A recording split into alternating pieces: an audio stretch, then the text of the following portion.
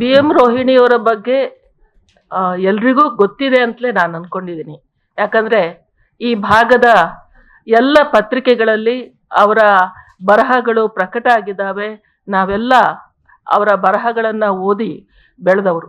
21ನೇ ತಾರೀಕು B M ರೋಹಿಣಿಯವರಿಗೆ ನಾವೊಂದು ನಾಗರಿಕ ಸನ್ಮಾನವನ್ನ ಇಟ್ಕೊಳ್ಳೋದ್ರ ಉದ್ದೇಶ, ಒಬ್ಬ ವ್ಯಕ್ತಿ ಹೇಗೆ ತನ್ನ ವೈಯಕ್ತಿಕವಾದಂಥ ಸವಾಲುಗಳನ್ನು ಎದುರಿಸಿ ಸಮಾಜಮುಖಿಯಾಗಿ ದುಡಿತಾ ಅನೇಕ ಸಂಘಟನೆಗಳ ಜೊತೆಗೆ ಪಾಲ್ಗೊಳ್ತಾ ಒಂದು ವಿಶಾಲವಾದಂಥ ಒಂದು ಸಂಸ್ಥೆಯ ಹಾಗೆ ಬದುಕಬಹುದು, ಬೆಳೆಯಬಹುದು ಅನ್ನೋದಕ್ಕೆ ಮಾದರಿಯಾದವರು ಬಿ ಎಂ ರೋಹಿಣಿಯವರು.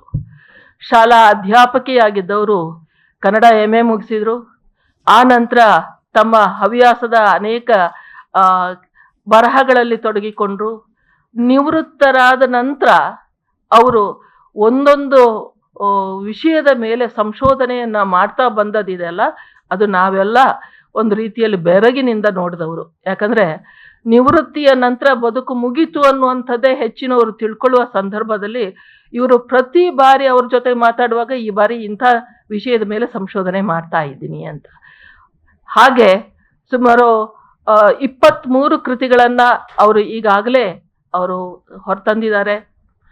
ಜಿಲ್ಲೆಯ ಪ್ರಗತಿಪರ, ಅದರಲ್ಲಿಯೂ ಶಿಕ್ಷಣ, ಮಹಿಳಾ ಹಕ್ಕುಗಳು ಮತ್ತು ಪರಿಸರದ ಬಗ್ಗೆ ಆಗಿರ್ಬೋದು, ಯಾವ್ಯಾವ ಸಂಘ ಸಂಸ್ಥೆಗಳು ಕೆಲಸ ಮಾಡ್ತಾ ಇದ್ದಾವೋ ಅವುಗಳ ಜೊತೆಗೆ ಅವರು ತಮ್ಮನ್ನ ತೊಡಗಿಸಿಕೊಂಡು ತಾವೇನ್ ಮಾಡಬಹುದು ಅಂತ ಯೋಚನೆ ಮಾಡಿದವರು. ಬಿ ಎಂ ರೋಹಿಣಿಯವರ ಆಪ್ತೇಷ್ಟರು, ಶಿಷ್ಯರು, ಅಭಿಮಾನಿಗಳು ಬೇರೆ ಬೇರೆ ಜಾಗದಲ್ಲಿದ್ದಾರೆ.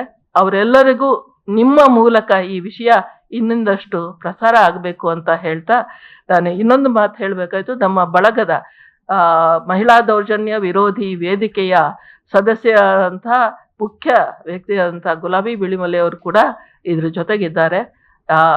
ಇದನ್ನ ಹೇಳಿ ನಾನು ಸುಮಲತಾ ಅವರಿಗೆ ಮತ್ತೆ ಮರ್ಲಿನ್ ಅವರು ಮಾತಾಡಬೇಕು ಅಂತ ಕೇಳ್ಕೊತೀನಿ. ಕರಾವಳಿಯ ಮಾತ್ರ ಅಲ್ಲ, ನಮ್ಮ ಕರ್ನಾಟಕದ ಹಿರಿಯ ಲೇಖಕಿ ಬಿ ಎಂ ರೋಹಿಣಿ ಅವರಿಗೆ ಒಂದು ಪುಸ್ತಕ ಗೌರವ, ಅಭಿನಂದನೆಯ ಪುಸ್ತಕ ಗೌರವದ ಮೂಲಕ ಅವರನ್ನ ಗೌರವಿಸುವಂತಹ ಒಂದು ಕಾರ್ಯಕ್ರಮ.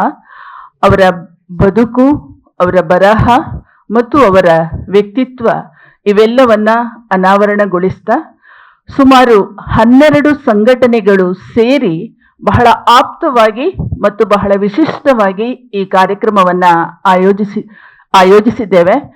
ಈ ಕಾರ್ಯಕ್ರಮದ ಬಗ್ಗೆ ಯಾಕೆ ಮಾಡ್ತೇವೆ ಅನ್ನೋದರ ವಿವರಗಳನ್ನ ಇಲ್ಲಿರುವ ಎಲ್ಲರೂ ತಮ್ಮ ತಮ್ಮ ಅಭಿವ್ಯಕ್ತಿಯ ನೆಲೆಯಲ್ಲಿ ಅದನ್ನ ಹೇಳಲಿಕ್ಕಿದ್ದಾರೆ.